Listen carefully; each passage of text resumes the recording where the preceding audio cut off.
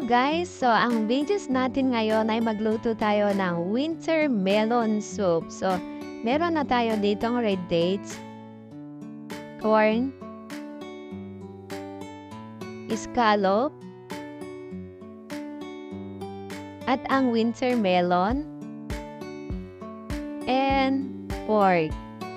So guys, bago po natin lutuin ang soup, ay hugasan po natin sa kumukulong tubig ang pork. Pero po guys, depende po sa inyo kung ano po mas madaling gawin nyo. Pwede rin nyo pong pakuluan na lang yung pork. Ayan. Pero sa akin, ayan, dahil nagpakulo ako ng tubig, ito na lang ang ginawa ko. But make sure ang mainit na tubig is makover niya yung pork.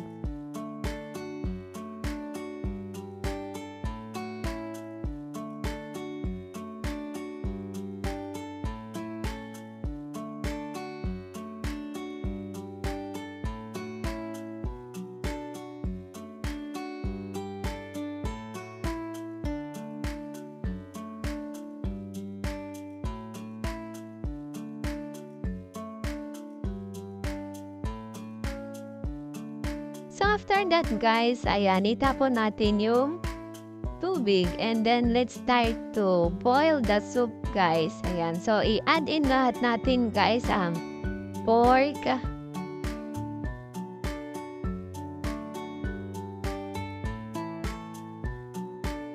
winter melon, corn, red dates, and scallop. Ayan, so nalagay po natin lahat. So, pakuluan natin ng half hour to 1 hour.